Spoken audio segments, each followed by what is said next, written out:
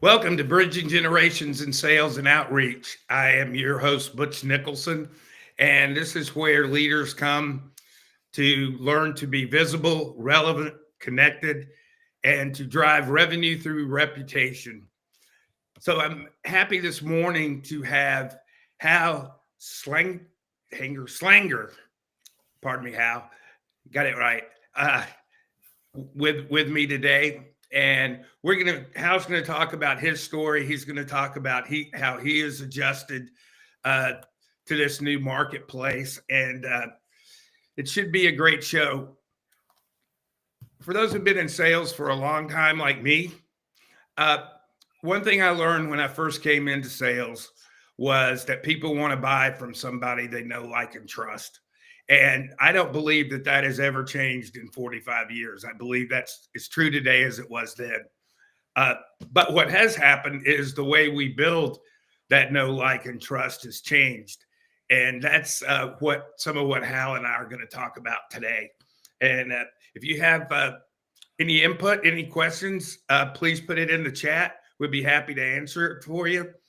And so, Hal, tell us a little bit about you and how you got to where you are today. I came out of college and thought I wanted to be in marketing and advertising. Realized after several years that marketing is a lot of upfront, but not the personal engagement, and you really didn't make the relationships from that transaction. So I've over time moved into account management and then into sales, and really enjoyed that side of the business where it's relationships and there's no you're totally accountable. So tell us about what you're doing today. Tell us about your company, what you do, and then we'll talk about how you do it. Sure. So my purpose is to help small and middle market businesses thrive, because I think that small middle market businesses are really where innovation and efficiencies are happening. So I do that by providing employee benefits that attract and retain great employees. So some of it, most notably, health insurance. I came to that. I was in technology for several decades, and enjoyable. Saw more and more consolidation and realized that what's really happening is happening in the small mid-market size, and looked for a move there. My wife's a nurse practitioner, and she had no idea what things were actually being charged to patients, because that's the way our health system is set up. And this is not right. Sales is about providing value. Part of value is understanding cost. So as I looked into more and more, I found that the health insurance ecosystem was really, really broken, and that there are solutions. And if I can help present them through education and such, that there's a lot of great benefits and a lot of good things happening for small businesses, both from a budget as well as from a retention point of view. And I'm doing this. And by the way, I'm sharing this whole purpose-driven thing. And somebody said, well, you realize your purpose is actually saving lives. So I felt really good that when benefits are done and conveyed properly, kind of like each of our products and services, when presented right, they really do have an impact on people's lives. Well, that's certainly a service we need, that is needed these days.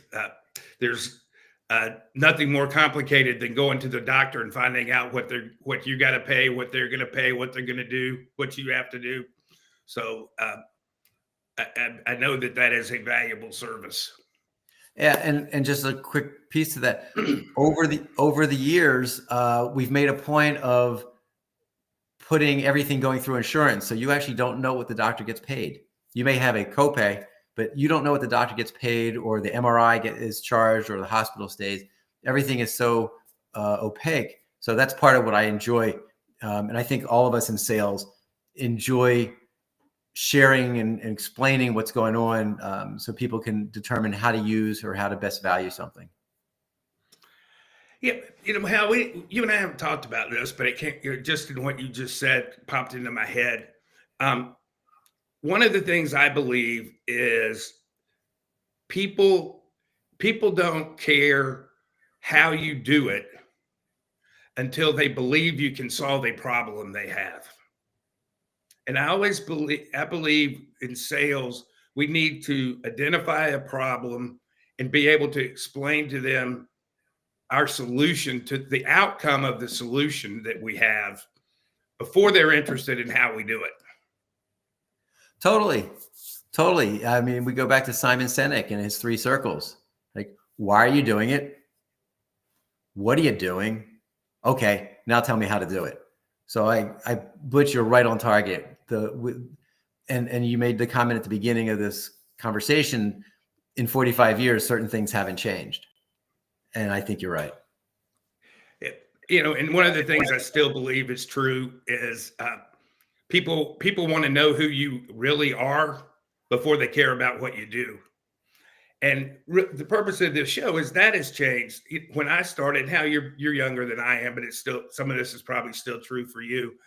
Now, we were really advanced because we actually had push button phones, which were like the new innovation when I started. And all calls went through the switchboard, and everything was set up with a phone call. And 95%, if not 99%, of sales was face to face. And the way we get face to face has changed, definitely, but it's still about that relationship. And one of the crazy things, there was a study a couple of years ago, and it said that buyers have done 75% of their research before they want to even talk to a salesperson. And it used to be, if somebody wanted information, they had to come to the sales guy. And now they get everything they need on their phone. So that certainly has changed. So how have you seen that evolve in the business you're in? I think the journey you refer to is totally true, and it's sad. I think that more and more is online. It's also hard to understand, or it's people don't know where to look. In benefits, a lot of people don't know the quality scores of their doctors, or when they say, "Oh, you need a specialist because we're doing a knee replacement, or there's a gallbladder or whatever." People have no idea where to go for quality scores. So I think digital makes it easier, but it creates as much doubt. Well, where did you get that? United Healthcare has done something to help put out quality coming. Part of the conversation is, what's the quality of the information? And I'm in no way picking on United Healthcare. I give them credit for being one of the few that are putting it out there. It's just that understand the data. So is that kind of answering your part of the conversation? Is they're moving along, but you don't necessarily know the quality of the data they're getting. Right. That makes sense. Well, and I think that's kind of industry to industry too. I spent a 2.5-year journey to have a spinal stimulator implanted in my back. Yeah. And I think my doctor did a really good job of explaining everything that happened, but I had no idea what he was talking about.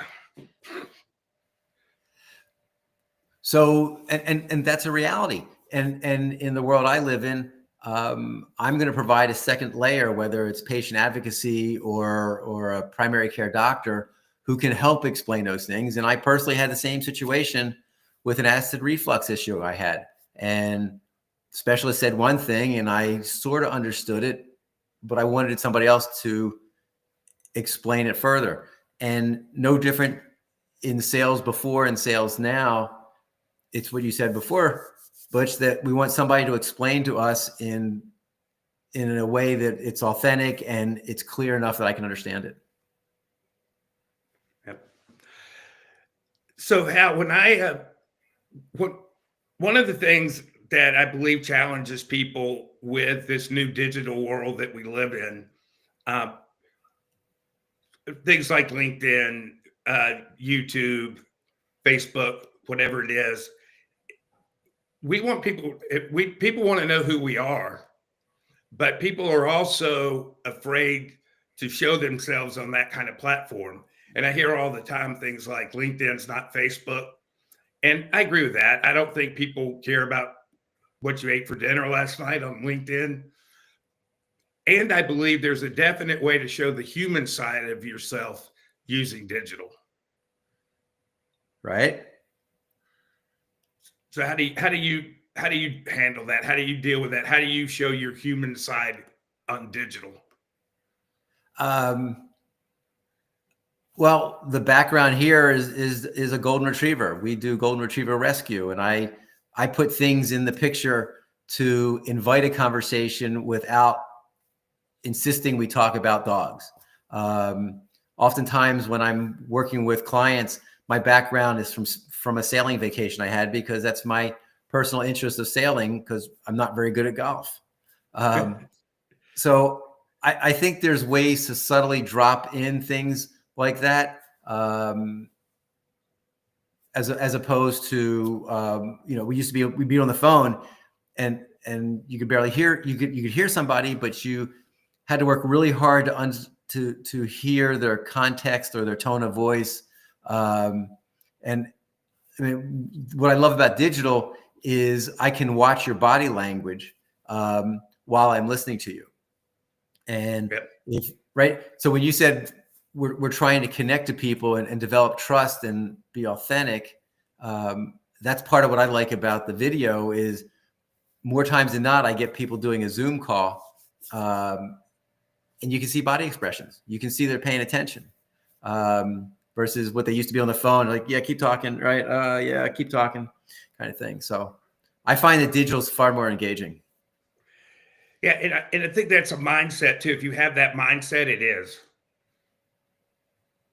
Well, I got a friend who is very active on LinkedIn. He has like 20,000 followers, and he was showing me this past January last year, 14 of the top 15 posts that he posted for engagement were pictures of him and somebody in his family. Okay. With content. Right.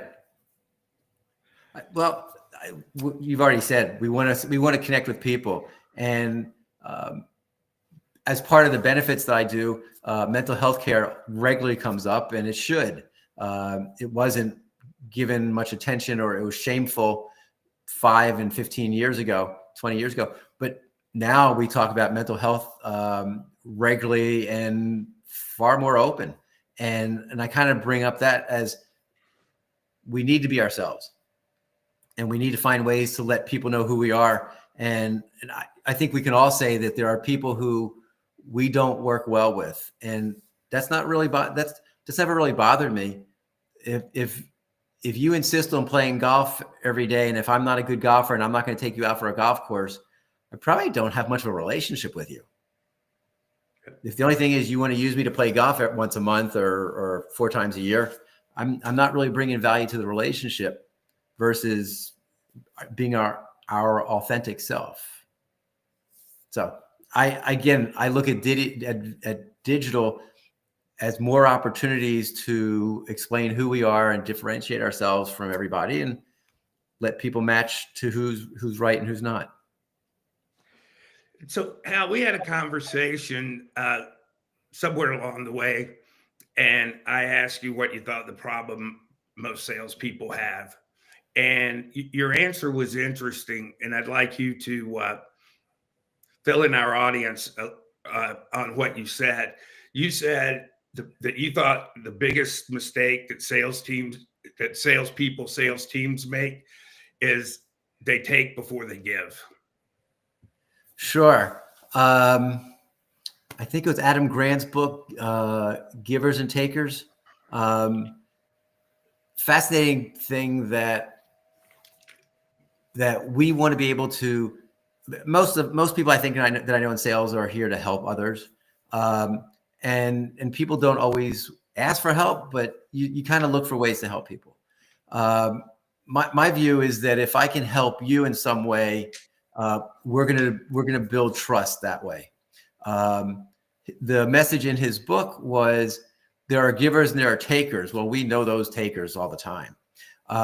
His interesting conclusion was if all you do is give, I'm going to introduce you to this person. And by the way, they're looking for your product. Let me introduce you to them, or let me bring you to an event that we're doing. If I'm just giving, that doesn't work either. It's got to be giving to build trust.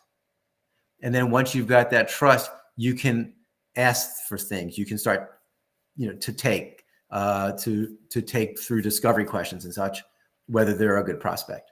So a lot of it in my mind is, how can I help you? And by the way, when I'm helping you, we're building trust, and yet I'm giving you some value. So I've just become a big fan of getting to know. And I guess let's go one step further about taking and giving. If we look at generations, which is, I understand what part of this conversation is, those people. What's the average age of a buyer now is under 40? Yeah, 39 years old, B2B. Okay. Yeah. So when you look at that and you say, okay, that's Gen Y and on to Gen Z, how do they think different? Well, I need to be able to give to them things that are important to them. So their personal values and beliefs have come far more into play than our generations. Tim Elmore did a really great book on comparing the different generations and our different values and beliefs.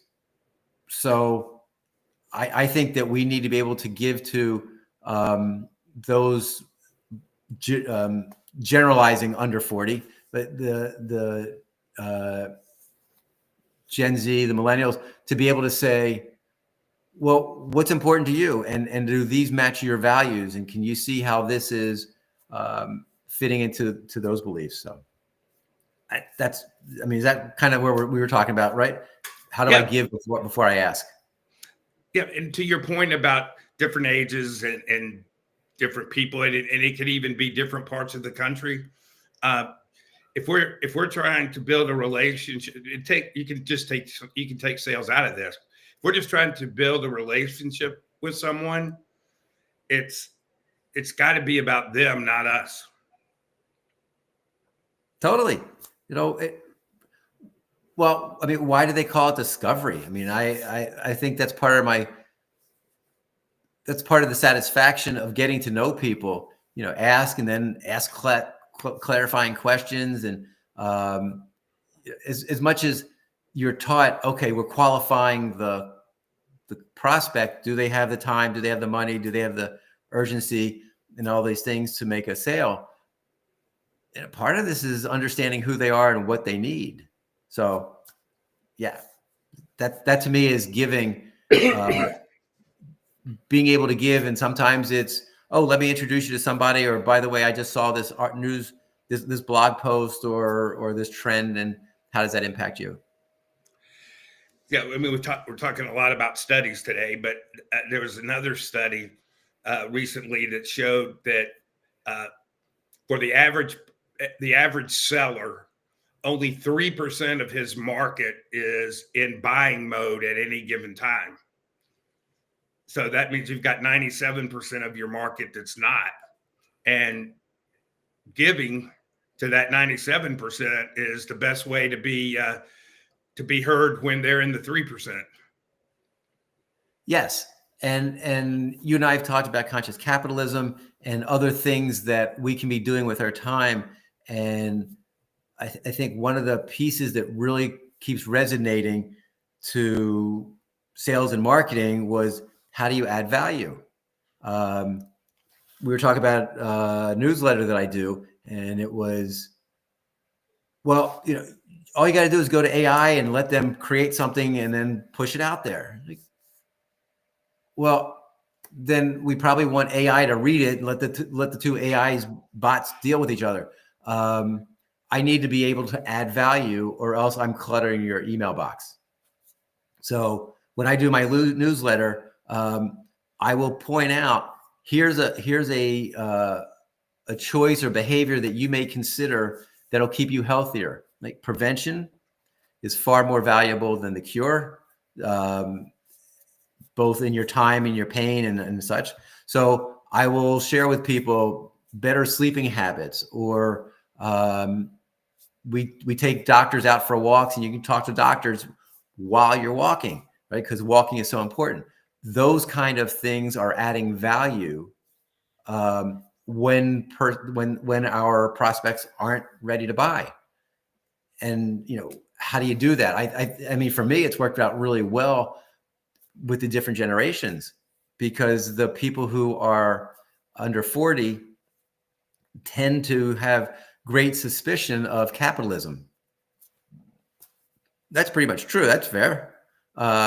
It's when you start getting into being purpose-driven.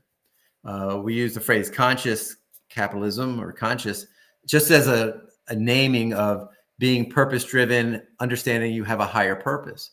So to me, there's a great opportunity to position a relationship by adding value about how businesses can be more resilient in that way. And I'm sure there's lots of other things you can offer to people that become valuable to them.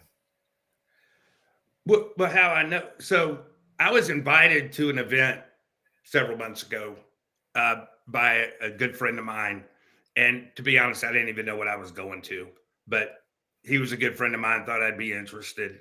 And it turned out Hal was one of the presenters. And the group is called Conscious Capitalism.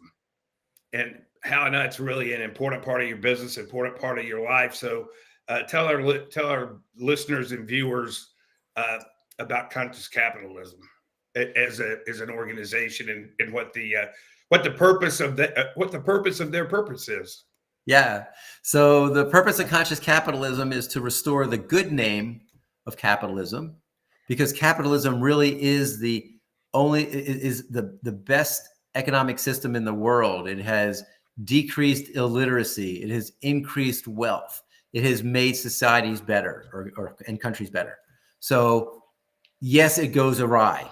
And yes, there's places for guardrails. It's just that if you can look at capitalism and the free market as the best way to do business, then we want to know what it takes to be a good capitalist. And the first part we talk about, and I think Butch, you and I connected on this really quickly, was having a purpose bigger than yourself. So the really short version of this, there's a book on this, there are programs, videos, and lots of stuff about it. The concept, though, is what is your purpose? And most of us came of age with Milton Friedman saying our purpose is to optimize, maximize stakeholder or shareholder value. And if you see that in the Wall Street world, it's how much money can I make today and not worry about tomorrow. Conscious capitalism says, let's develop a relationship, not a transaction. Let's have a long-term plan. And maybe I don't make as much money today, but I know that I will, over the month and the years, make my money because I've developed relationships. So we talk about purpose, and your purpose being not profit. Profits come from having a purpose, and we've shown this with lots of research. Your purpose and focusing on a higher purpose than profit will bring profit far better than if everything is transactional. And we get into, with that purpose, how do you treat your stakeholders? And there's lots of that. How do you lead? And then what culture comes behind that? Those are the 4 tenets. So Hal's information, how to contact him, is going to be, it'll be on the screen at the end of the show today. And if you want to find out more about conscious capitalism, I know part of Hal's purpose is to promote conscious capitalism, so he'll be happy to talk to you about it. Yeah. So, excuse me, as we get near the end of the show today, what is one thing that Hal today would share the most important thing Hal today would share with Hal of 20 years ago?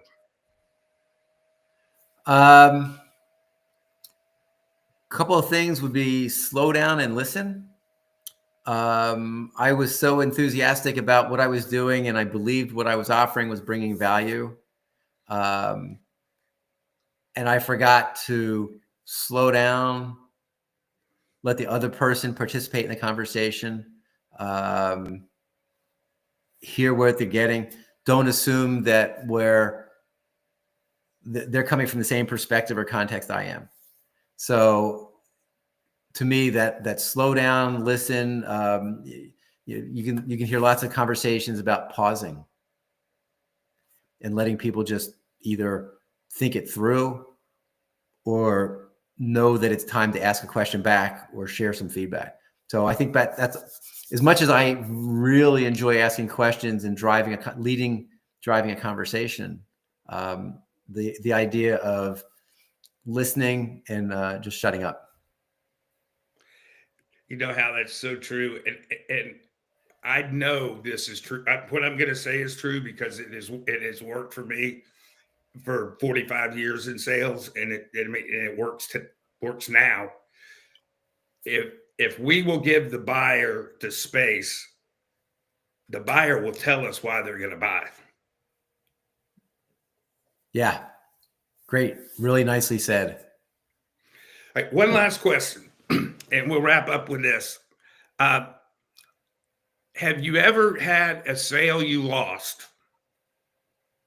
but you learned something from losing that sale that's paid off for more than one sale moving forward?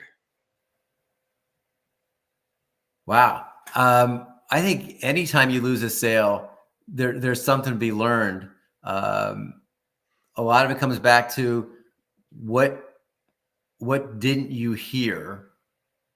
And it keeps driving me back to what you and I were just talking about, which is pause and give the buyer a chance to share that. So I keep listening. And I think each time I've not gotten a sale, I wasn't listening enough to qualify the person and I was jumping ahead, or I misinterpreted something. So it goes back to quiet and listening. So Hal, I really appreciate you being on the show.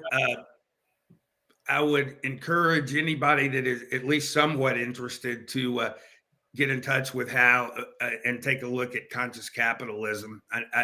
I don't know a whole lot about it, but I know the people that are leading it are great people and people worth listening to. And speaking of that, Hal, what's the best way for people to get in touch with you? Happy to do messages through LinkedIn if it's lengthy, or I'm big about being open and transparent. So I've put my cell phone number on the bottom. Feel free to text me to start a conversation, or text me to say, can we talk at a certain date and time? Great. Well, Hal, I appreciate you being on the show today. If you're out there and some of this stuff sounds new or different, and you don't really know what to do with it, feel free to give me a call, give Hal a call. There's a lot that I can help you with, but there's a lot I can't help you with. But I'm sure I know somebody that can, and I'll be happy to refer you to them. Again, you can reach out to me with what's on the screen below. LinkedIn, my email address is there. An important thing to remember too, as we go through all these changes, is we're not talking about starting over. Keep doing what you're doing right. Keep doing what's working, but be open to evolving and picking up new ideas. So appreciate you being here today. Stay tuned for next week. We'll be back here at 10 o'clock on Friday morning. And just remember, you want to be visible, you want to be relevant, you want to be connected, and you want to be driving revenue because of your reputation.